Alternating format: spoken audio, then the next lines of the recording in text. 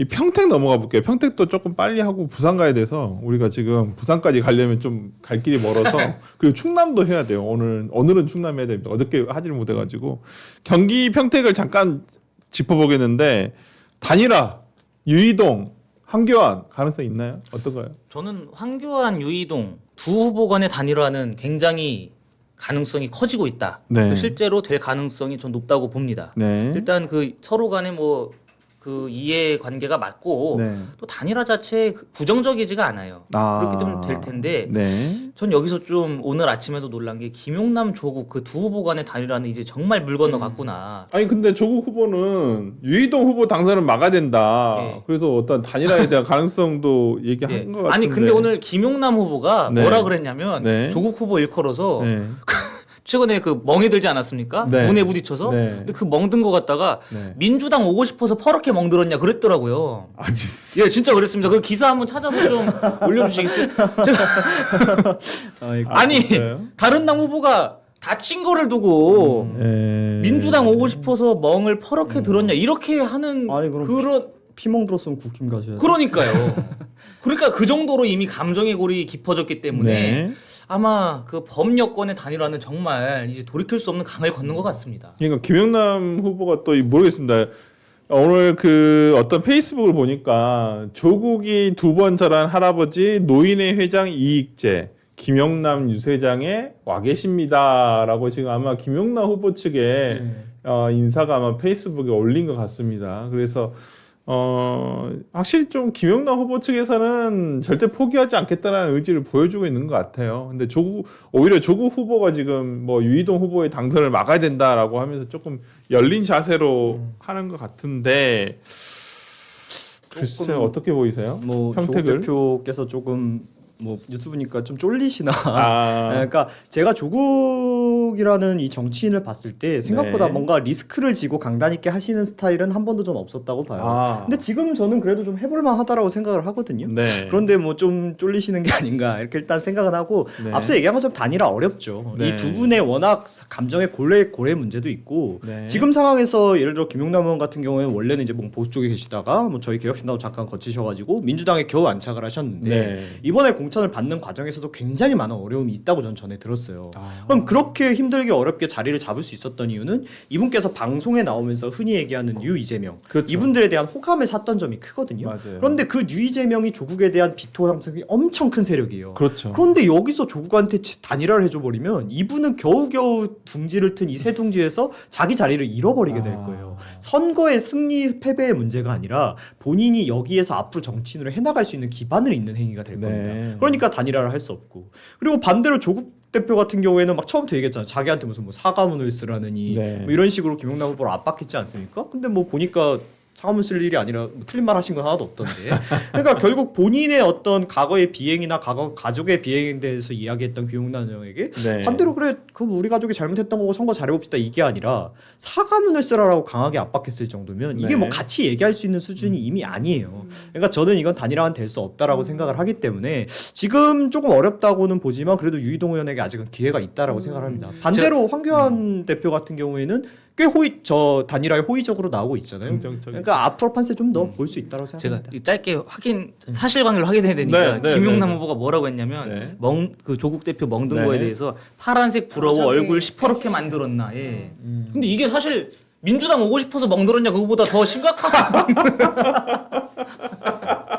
근데 멍이 엄청 심하게 들으셨네. 어쩌다 저렇게 다쳤대? 그래서 최근에 큰일 났 혹시 정원호 시장님이랑 5.18로 견호 생기셔가지고 아니 마크롱 대통령이 이제 와이프한테 맞은 게 뭐 그런 기사 나온 거 있잖아요. 뭐 이란 여배우와 연문설 때문에 맞았다면서 뭐 그거하고 연결해서 말씀하시는 분도 있었는데 이건 뭐 그냥 웃으라고 말씀드리는 아니 저 문짝에 부딪혔다고 했는데 아니 아무리 느낌이 아닌데. 선거 국면이지만 어쨌든 범여권에 같은 진영에 있는 사람한테 저렇게까지 말을 그러니까요. 다친 걸 가지고 저런 네. 말이 좀 아니 그런데. 김용남 의원이 저기 밑에 보좌진한테만 막대하는 줄 알았더니 상대 뭐 주변 동료 정신한테도 저렇게 험한 말을 하시는 거 보니까 김용남 의원은 UFC를 가셔야 될 것 그러니까 같아요. 그런 저도 한마디만 하는데 네. 저거 계속 띄워주세요. 근데 이제 저는 이제 평택의리 단일화를 했을 때 얻는 네. 게 무엇이냐, 그리고 그러니까 각자 얻는 게 네. 무엇이냐, 그리고 지지 진영이 어떻게 되냐, 네. 이거 딱 두 가지만 보면 이제 단일화 할 수 있다 없다로 볼 수 있다고 보거든요. 네. 그래서 이제 보수 진영에서 유이동 후보하고 황교안 후보 같은 경우에는 얻을 수 있는 거, 그리고 지지 진영이 그러니까 거의 동일합니다. 그러니까 본인들이 됨으로 인해서 우리가 이재명 정부를 견제를 해야 된다, 이렇게 갈 수 있는 것인데, 이제 다른 분들 말씀하셨다시피 김용남 후보와 조국 후보 같은 경우에는 둘이가 합칠 수 있는 지지 진영 자체가 지금 너무 다릅니다. 일단은 그 김용남 후보 같은 경우에는 친명이라고 볼 수 있고요. 그리고 조국 후보 같은 경우에는 친문이라고 볼 수 있죠. 지금 문재인 후보가 계속 문재인 대통령이 계속 좋아요 누르고 있다라는 거 아니겠습니까? 그런 것만 보더라도 이게 지금 둘이 단일화가 어렵다라는 건데, 저는 왜 김용남 후보가 저렇게 강하게 가는지 알 것 같은 게, 네. 최근에 그 김용남 후보의 조인트 사건 있잖아요. 네. 그게 프레시안에서 네. 이제 새벽에 갑자기 기사가 나왔습니다. 네. 근데 그게 왜 갑자기 나오게 됐을까라고 추측들을 많이 하시는데, 네. 그 이제 김용남 후보가 그날 아침에 이제 MBC의 라디오 인터뷰가 잡혀 있었다라는 거예요. 네. 그래서 김용남 후보가 그 조인트 사건을 피할 수 없게 만들었는데, 그걸 누가 그렇게 만들었냐라고 했을 때 떠오르는 사람이 조국이 아니었나라고 이제 많이들 이야기를 하시더라고요. 그래서 그런 것만 보더라도 김용남 후보에게 가장 아픈 거는 지금 사과를 했던 세월호도 아니고 윤석열 대변인을 한 것도 아니거든요. 본인이 갑질을 했던 그 조인트 흘린 그 보좌진 갑질인데, 그것을 이제 조국이 들고 온 거 아닌가라는 그 의혹 때문에 이제 두 분의 건널 수 없는 강이 지나갔다, 볼 수 있을 것 같습니다. 알겠습니다. 하여튼 뭐 양 진영의 단일화에 대해서 한번 조금 더 추이를 한번 지켜보도록 하고요. 충북도지사 선거도 한번 봐보겠습니다. 여기는 좀 차이가 커요. 제가 봤을 때는 국민의힘의 이번 신영아 민주당 후보가 37%고요. 김영환 국민의힘 후보가 25%입니다. 그러면 지금 무당층이 엄청 많다는 얘기인데, 그러니까 지금 두 개가 합해져도 62밖에는 안 되잖아요.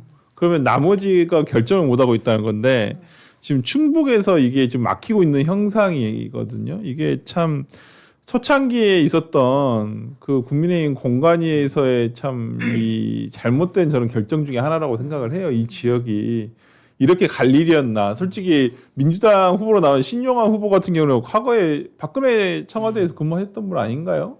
그리고 이 국민의힘 계열 정당에서 있다가 저분도 소위 말하는 유 이재명으로 넘어간 케이스인데, 좀 아쉽습니다. 진짜 좀 개인적으로는 충북지사는 진짜 이번에 국민의힘 한번 해볼 만하다고 저는 개인적으로 생각했었거든요. 후보만 잘 나오면. 근데 조기령 시장이 드롭을 해버리면서 상당히 그 다음부터 좀 스테이 많이 꼬인 감이 없지 않아 있다. 조기령 후보였으면, 저는 결집했을 거예요. 네, 저는 좀 더 지금보다는 더 좋은 지표가 보이고 있지 않을까. 뭐 김영호 후보님도 열심히 하고 계시다는 거 아는데, 좀 그런 선거 공천 과정에서의 좀 아쉬움이 너무 많이 남는다라고 생각이 좀 들고요.